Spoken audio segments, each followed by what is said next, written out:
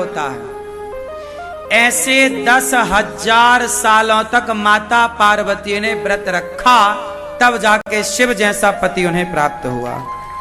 माता पार्वती से ये हरितालिका तीज का व्रत प्रारंभ हुआ। इस व्रत को किसने किया सबसे पहले? माता पार्वती जी ने, शंकर जी के लिए। तो आज के दिन आपको गुजिया खाने की बहुत बहुत शुभकामनाएं, है ना? मैया पानी आया जी में। तो भगवान देखो, खाने पीने की चोरी नहीं मानी जाती। मैंने भी बचपन में खूब लड्डू चुरा करके खाए, गुजिया चुरा के खाई, अमरूद चुराए, आम चुराए, सिंघाड़ा चुराए, तालाब में कूद कूद के। तो बचपन में सारे लोग चोरी करते हैं, हाँ या ना? आपने बचपन में चोरी करी खाने चीजें, खाने पीने की चीजें? किस किस ने बचपन में चोरी करी है? हाथ उठा लो। क्या चुराया आप? अमरूद? क्या? टॉफी? हम लोग बचपन में आम चुराते थे, आम। हम लोग बचपन में सिंघाड़ा, बेर। अरे बेर तो हमारे यहां खूब होती थी, चोरी उसको क्या करना, वो तो पड़ी रहती थी, कोई खाता ही नहीं था।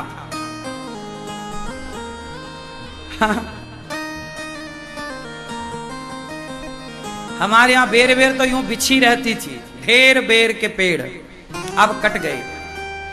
पहले आम, अमरूद मतलब बिही, जाम और जामुन के पेड़ पे चढ़े रहते थे, मस्त खाते थे। पर जामुन के पेड़ पे बच्चों को कभी ना चढ़ाना, सबसे कच्चा होता है जामुन का पेड़। जामुन के पेड़ पे कभी बच्चों को मत चढ़ने देना। जामुन की डालियां बड़ी कमजोर होती हैं, गिर जाती हैं और बहुत भयंकर चोट आती है। पेड़ पौधों, पहले हम लोग तो खूब पेड़ पर खेलते थे, पकड़म पाई पेड़ के ऊपर खेलते थे। चोरी बहुत करते थे खाने पीने की, लड्डू चुरा के खा, गुड़ चुरा के खा लेते थे। तो बचपन में भगवान माखन चुराते थे। बचपन में जो खाने पीने की चीजें होती हैं ना, उन्हें चुराना कोई चोरी नहीं होती, वो बाल लीला है, ये बच्चों का स्वभाव होता है।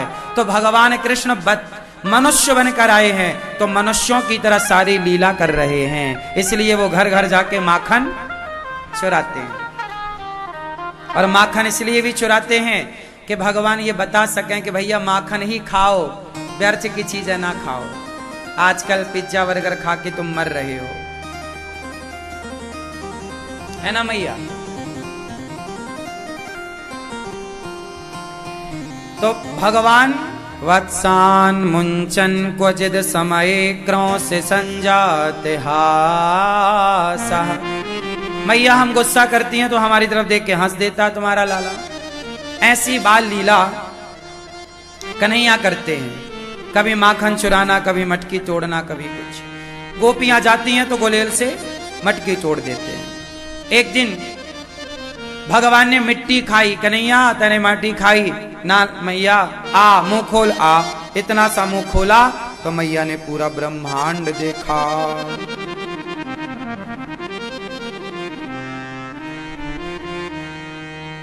बड़े प्रेम से भगवान ने पूरे ब्रह्मांड का दर्शन किया।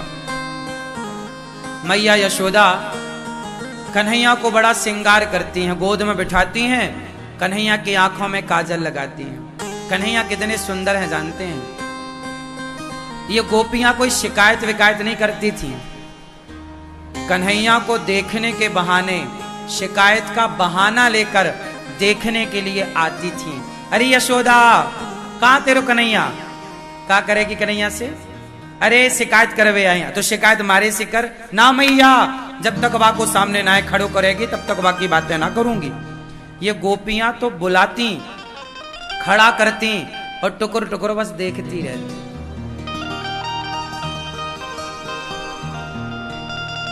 भैया नींद आ रही है आपको? टुकुर टुकुर देखती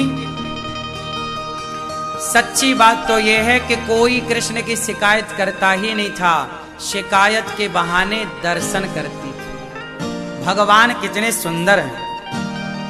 मैया बताओ, ओ मैया कहां चली? सुनो, बैठो अभी, बताओ भगवान कितने सुंदर हैं। बताओ भगवान कितने सुंदर हैं। खूब सुंदर हैं। कितने? किसकी तरह? हाँ,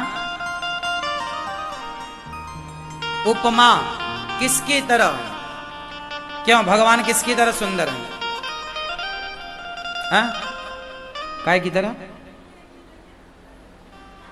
देखा नहीं कभी आपने? नहीं देखा? भगवान को कभी देखा कि नहीं? क्यों भगवान को कभी देखा? हाँ या ना? नहीं। आपने भगवान को देखा कभी? नहीं। आपने भगवान को देखा? हाँ या ना? आपने भगवान को देखा कि नहीं? आपने भगवान को कभी देखा? अरे मां, फिर कर दी ना भिखारियों वाली बात। मांगा बस, मांगने से ज्यादा कुछ नहीं है। ये बताओ भगवान को देखा आपने? नहीं देखा। दादाजी आपने भगवान को देखा? हाँ?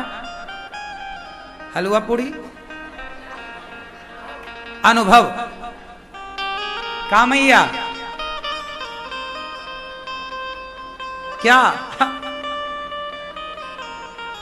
सुनो, बहुत सारे लोग कह रहे हैं कि हमने भगवान को नहीं देखा। अच्छा ये बताओ, आप लोग कह रहे हैं बहुत लोग कि हमने भगवान को नहीं देखा, तो आप लोग मंदिर तो गए होंगे, गए कि नहीं? तो मंदिर गए थे तो किसे देखने गए थे? पड़ोसन को? हाँ, किसे देखा मंदिर में? मंदिर में भगवान को देखा कि नहीं? आप लोग मंदिर किसे देखने जाते हैं? भगवान को। आप कह रहे अच्छा महाराज जी मंदिर में तो पत्थर की मूर्ति है। मंदिर में पत्थर की मूर्ति नहीं होती। मानो तो मैं गंगा मां हूं और ना मानो तो बहता। मंदिर में कोई मूर्ति वूर्ति नहीं होती। मंदिर में साक्षात भगवान होते हैं। उन भगवान को देखने के लिए भगवान भीतर होने चाहिए। बात समझ में आई? लोग कहते हैं कि हमने भगवान को नहीं देखा। इस संसार में ऐसा कोई नहीं है जिसने भगवान को करोड़ों बार ना देखा हो। आप लोग अभी भी भगवान को ही देख रहे हैं। आप इस संसार में भगवान को देखे बिना कोई रह ही नहीं सकता। भगवान कितने अक्षर से मिलके बना?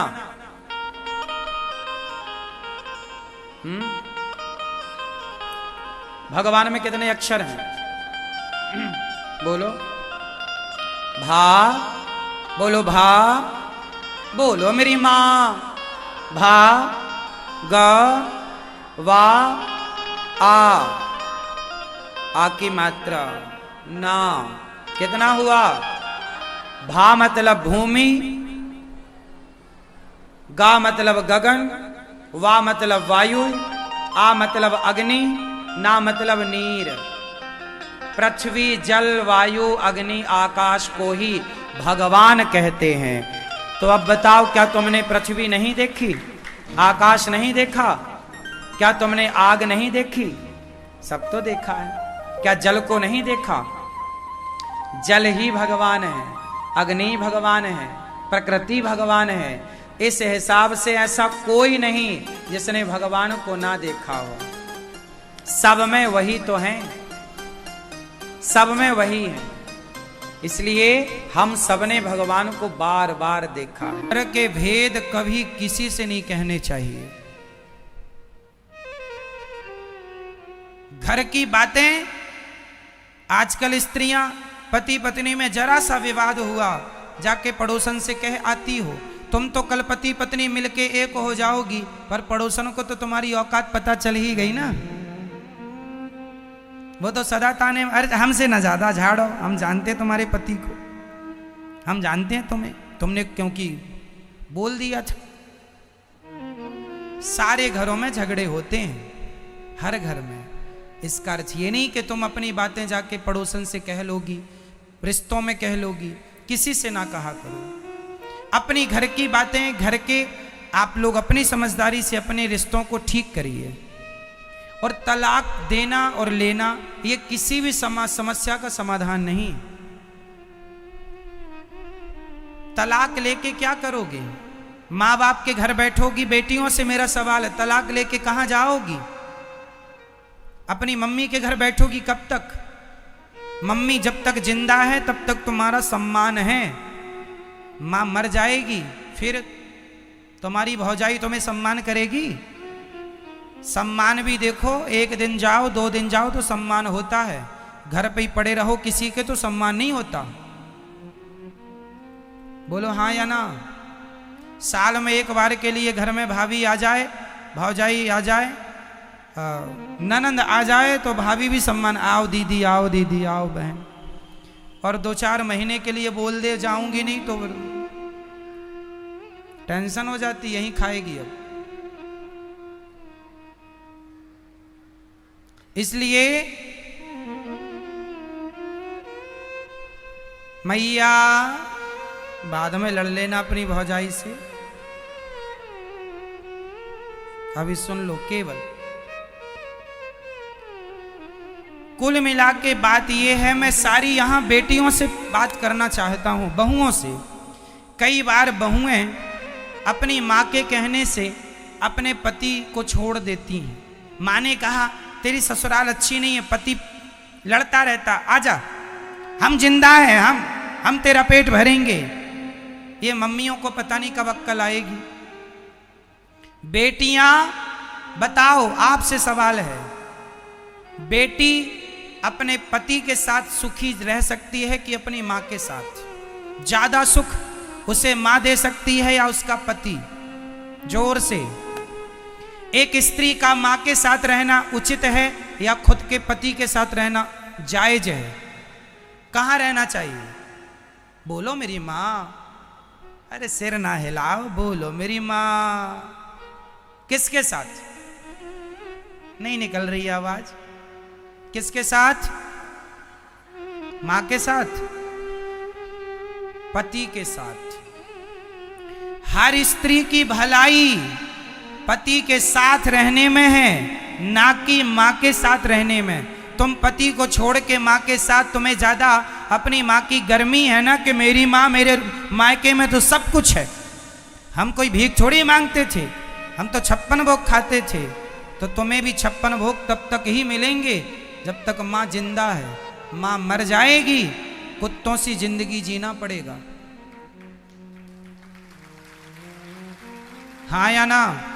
फिर इसलिए अपनी भलाई चाहती हो तो अपने पति की बात मानो, अपनी माँ की नहीं। जिन जिन बेटियों ने अपनी माँ की बात मानी, शादी के बाद उनका घर उजड़ा है। शादी के बाद लड़की को अपने पति की बात माननी चाहिए। यदि अपने माँ बाप की बात मानेगी तो मैं लिख के दे दूंगा स्टाम्प पेपर में, जो लड़की अपने माँ बाप की बात मानेगी उसका घर कभी बस ही नहीं सकता, चाहे वो कितनी भी समझदार क्यों ना हो। माँ बाप के हिसाब से घरों में बाग नहीं लगेगा, आग लगेगी। इसका एक जीता जागता मैं उदाहरण दे सकता हूं आपको, कहो तो दे दूं? दे दूं? तो सुनो, ये कथा मैंने एक दिन सुनाई थी, पर इस मुद्दे पर नहीं सुनाई, इसलिए इस मुद्दे पर दोहरा देता हूं। महाभारत का युद्ध एक लड़की के पिता के कारण हुआ है। कौन है वो लड़की और कौन है वो पिता? सुन लो। महाराज शांतनु मत्स्यगंधा पर मोहित हो गए। कथा हमने सुनाई थी, केवल स्मरण कराएंगे आपको, समय पूरी सुनाने का नहीं है। केवल इतिहास से हम आपका परिचय कराएंगे कि जिस लड़की ने अपने माँ बाप की बात मानी उसके जीवन में परिणाम क्या हुआ, महाभारत की जननी कौन है, आज मैं आपको स्पष्ट कर देता हूं।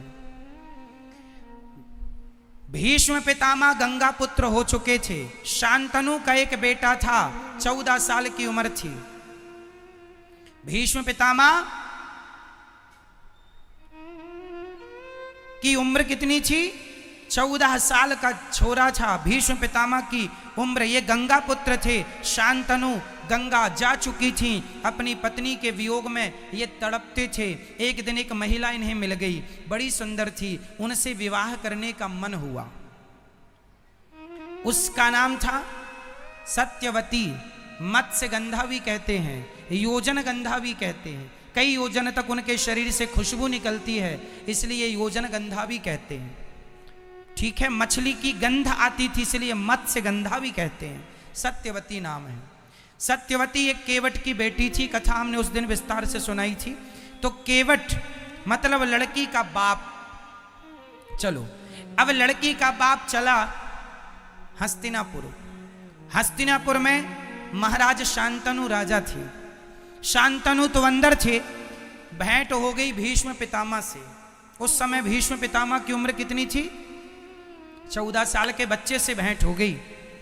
तो जो लड़की का पिता मतलब मत्स्यगंधा का, सत्यवती के पिता जो केवट थे, उन्होंने कहा, एक लड़की के बाप की दास्ता कह रहा हूं। उस व्यक्ति ने कहा, लड़की के पिता ने कहा कि कहो कुमार, राजकुमार, तुम्हारे पिता का दिल मेरी बेटी में आया है, शादी करना चाहते हैं। तो राजकुमार ने कहा, भीष्म पितामह ने कहा, जब मेरे पिता का निर्णय है और आपका निर्णय है तो आप देख लो।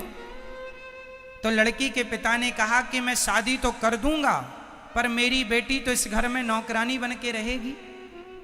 क्यों क्यों नौकरानी बनेगी, भीष्म पितामह ने पूछा। तो लड़की के पिता ने कहा, आप तो राजा के पहले बेटे हो, राजा तो आप ही बनोगे, और हमारी बेटी का जो बेटा होगा उसकी तो कोई पूछ नहीं होगी। तो भीष्म पितामह ने तुरंत प्रतिज्ञा की, मेरे पिता की खुशी यदि इस महिला से है तो मैं आपको वचन देता हूं कि मैं कभी विवाह नहीं करूंगा, मैं कभी विवाह नहीं करूंगा, और इस गद्दी पर आपकी बेटी से उत्पन्न हुआ बेटा ही बैठेगा। ये देवताओं को साक्षी मानकर 14 साल के बेटे ने प्रतिज्ञा कर ली। इसी का नाम है भीष्म प्रतिज्ञा। अब सुनो, सत्यवती के बेटे हुए, उनके कोई संतान नहीं हुई। फिर संतानें व्यास जी के द्वारा हुई। धृतराष्ट्र, पांडु धृतराष्ट्र बैठे सत्ता पे और धृतराष्ट्र को पुत्र। यदि भीष्म पितामह उस गद्दी पर बैठते तो महाभारत का कभी युद्ध होता? हमेशा लड़की के माता पिता अपनी बेटी का भविष्य बनाने के चक्कर में वो ये भूल जाते हैं कि इनके ससुराल में किसकी हानि हो रही है, किसका भला हो रहा। वो केवल अपनी बेटी का भला देखते हैं। और तुम बेटियों को अपने पति का भला सोचना चाहिए कि आपके पति का जिसमें भला हो, आपका जिसमें भला हो, वो निर्णय आपको लो। क्योंकि ससुराल पक्ष जो मायका पक्ष होता है वो हमेशा एक ही तरफ से वो निर्णय देंगे जिसमें केवल आपकी भलाई है। यदि उस लड़की के पिता ने ये देखा होता कि राज्य की भलाई किसमें है तो वो ये कभी संकल्प ना दिलाते, फिर भीष्म पितामह राजा बनते। और भीष्म पितामह राजा बनते तो महाभारत जैसी स्थिति कभी उत्पन्न ना होती। केवल यही बात समझाना है आपको कि शादी के बाद मेरी बहनों, मेरी बेटियों, हाथ जोड़ के कहता हूं, हाँ, यदि ससुराल में आप पर कोई अत्याचार हो रहा है तो आपके माँ बाप का बोलना जायज है, उचित है, पर बात बात में उंगली करना जायज नहीं है। छोटी छोटी बातों में भी माँ बाप उंगली करें, इससे रिश्ते टूट जाएंगे, खत्म हो जाएंगे। 100 में से 95 रिश्ते मां की गलती से, लड़की की मां की गलती से टूटते।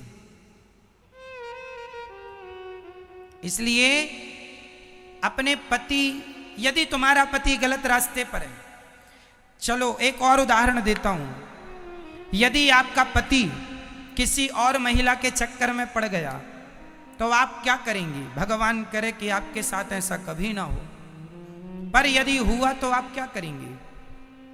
यदि आपको पता चल गया कि मेरा पति तो किसी दूसरी महिला के चक्कर में है, उससे बात करता है, उसके संग उठता बैठता है, जब आपको पता चलेगा आप क्या करती हैं?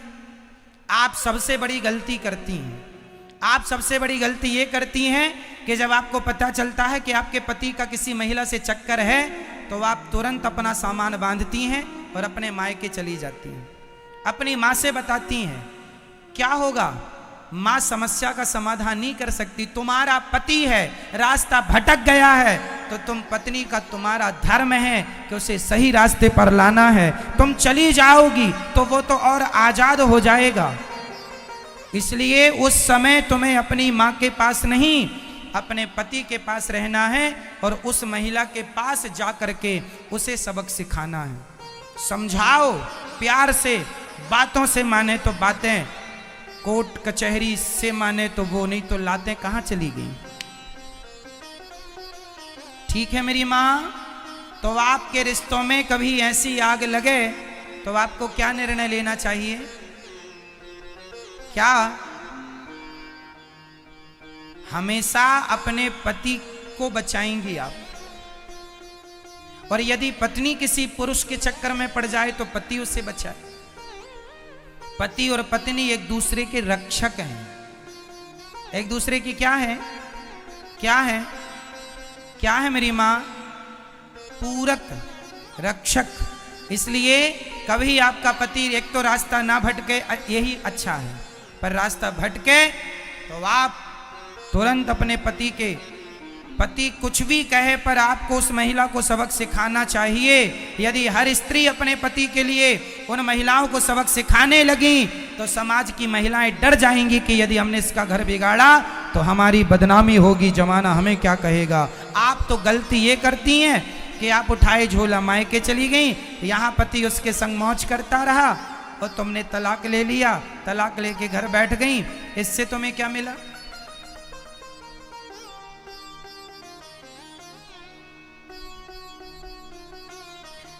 तुम्हें ऐसे आदमी के संग रहना है नहीं रहना वो अलग विषय है, बाद में सोच लेंगे, पर अभी तो उसे वो आज के जमाने में न मैया, कुछ स्त्रियां ये धंधा करती हैं पुरुषों को फंसाने का।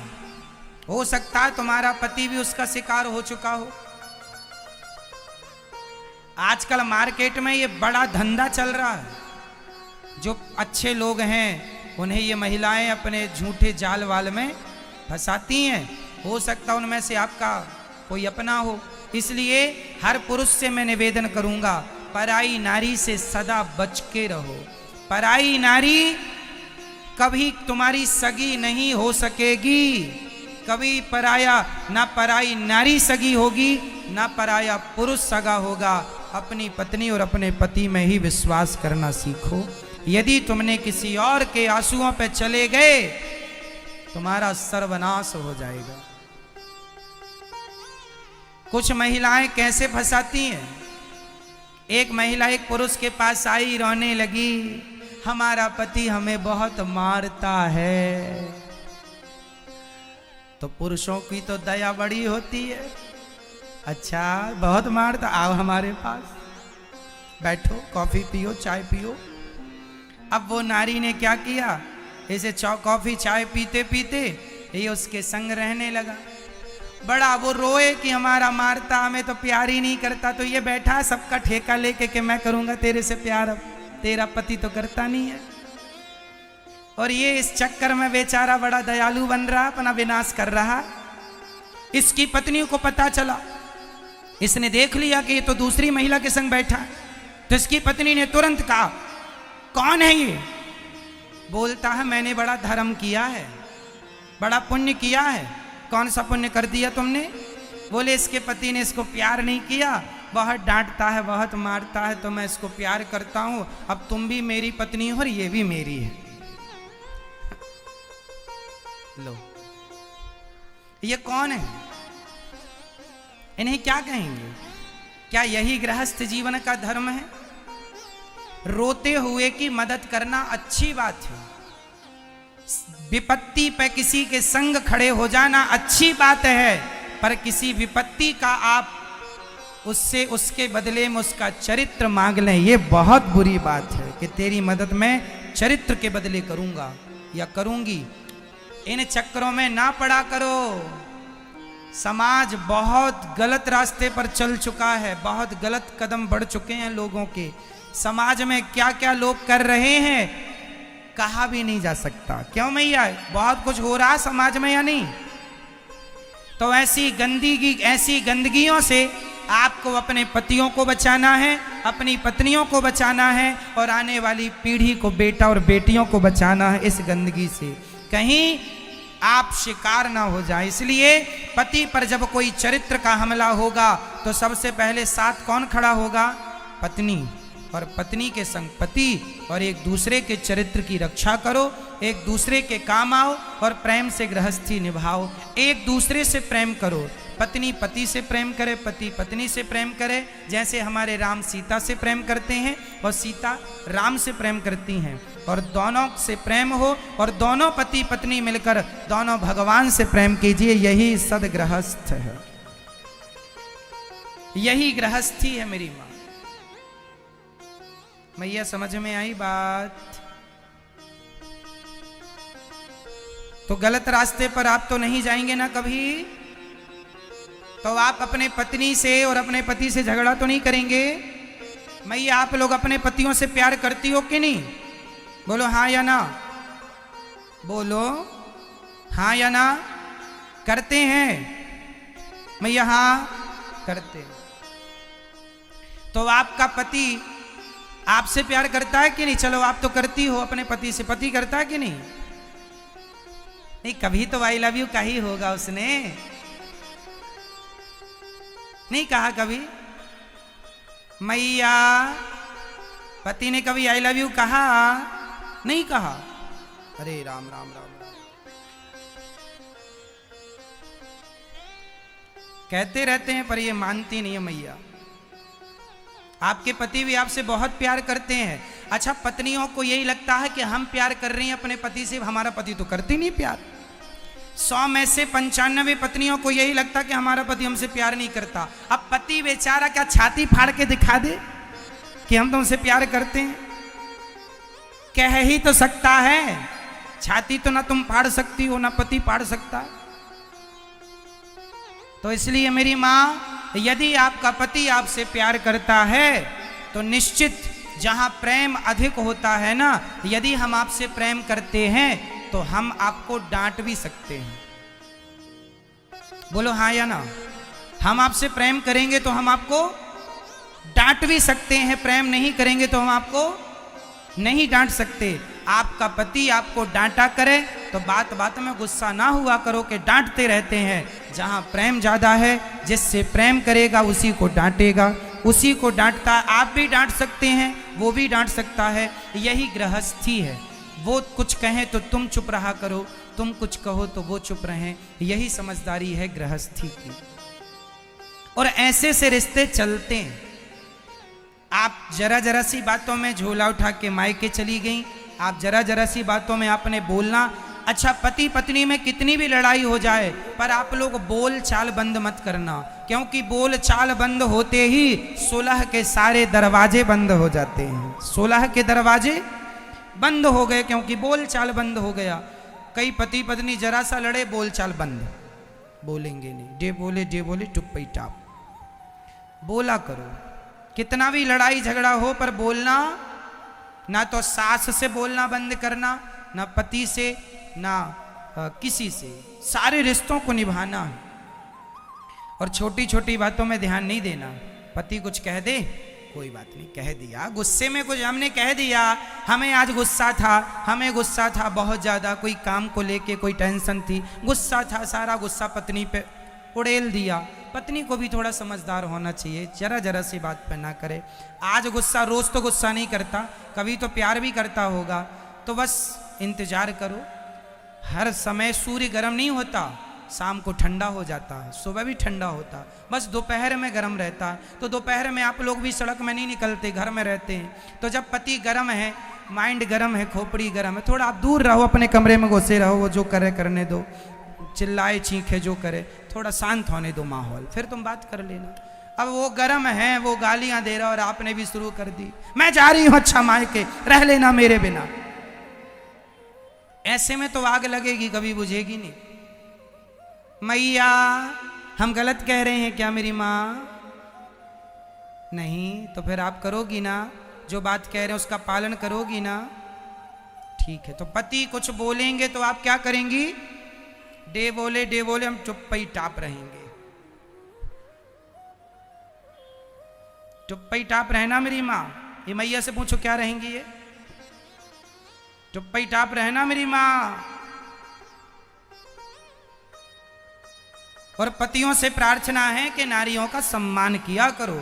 यदि आपकी पत्नी आपको परमेश्वर मानती है, भगवान मानती है, तो पुरुष का भी कर्तव्य है कि वो अपनी नारी को हमेशा लक्ष्मी मान के उसका सम्मान करे, देवी मान के उसका आदर करे, और कभी अपनी पत्नी के लिए अपशब्द ना कहे, उसे गालियां ना दे। ये पति की समझदारी है। हर पुरुष को चाहिए कि वो नारी जात का सम्मान करे। हर नारी को चाहिए पुरुष का आदर करे। बंसी वाले तेरा शुक्रिया, हो बंसी वाले तेरा शुक्रिया, मुरली वाले तेरा शुक्रिया, हो मुरली वाले तेरा शुक्रिया, तूने जीवन में सब कुछ दिया, हो मुरली वाले तेरा शुक्रिया, हो तूने जीवन में सब कुछ दिया, मुरली वाले तेरा शुक्रिया, हाँ तूने जीवन में सब कुछ दिया, शुक्रिया शुक्रिया शुक्रिया, हो शुक्रिया शुक्रिया शुक्रिया, शुक्रिया शुक्रिया शुक्रिया, हाँ शुक्रिया शुक्रिया शुक्रिया, मुरली वाले जय हो, मुरली वाले जय हो, मुरली वाले तेरा शुक्रिया, ओ मुरली वाले तेरा शुक्रिया, तूने जीवन में सब कुछ दिया, ओ बंसी वाले तेरा शुक्रिया, ओ तूने जीवन में सब कुछ दिया।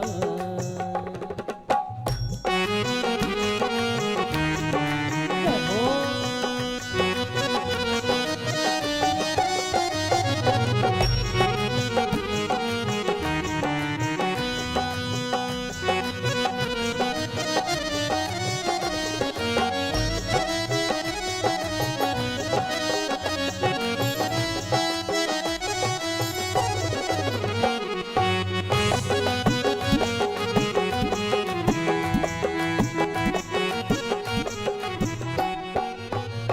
तूने भाग्य जो मेरा सवारा, आई मुश्किल तो दिया सहारा, तूने भाग्य जो मेरा सवारा, आई मुश्किल तो दिया सहारा, तूने भाग्य जो मेरा सवारा, आई मुश्किल तो दिया सहारा, ओ तूने भाग्य जो मेरा सवारा, आई मुश्किल तो दिया सहारा। हाथ सर पे, जय हो, हाथ सर पे मेरे रख दिया, हो हाथ सर पे मेरे रख दिया, शुक्रिया शुक्रिया शुक्रिया, हो बंसी वाले तेरा शुक्रिया, हो तूने जीवन में सब कुछ दिया, बंसी वाले तेरा शुक्रिया, हो तूने जीवन में सब कुछ दिया, हो बंसी वाले तेरा शुक्रिया, कुछ दिया।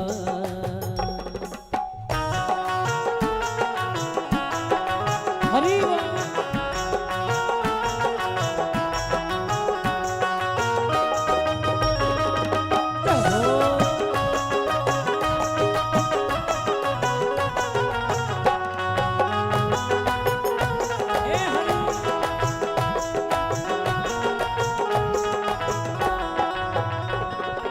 दुखियों की विपदा तू टाले, नैया मझधार से तू निकाले। ओ दीन दुखियों की विपदा तू टाले, नैया मझधार से तू निकाले। दीन दुखियों की विपदा तू टाले, नैया मझधार से तू निकाले। दीन दुखियों की विपदा तू टाले, और नैया मझधार से तू निकाले। डूबतों को डूबतों को किनारा दिया, डूबतों को किनारा दिया। शुक्रिया शुक्रिया शुक्रिया, बंसी वाले तेरा शुक्रिया। तूने जीवन में सब कुछ दिया, बंसी वाले तेरा शुक्रिया। हो तूने जीवन में सब कुछ दिया। हरि बोल।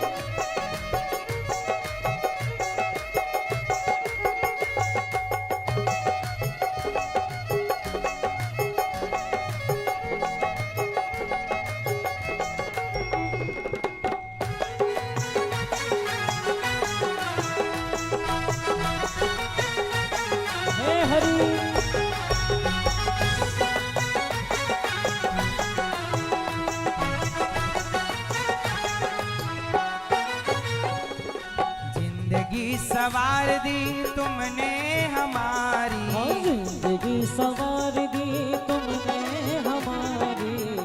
किस किस की जिंदगी मेरे कन्हैया ने सवारी है?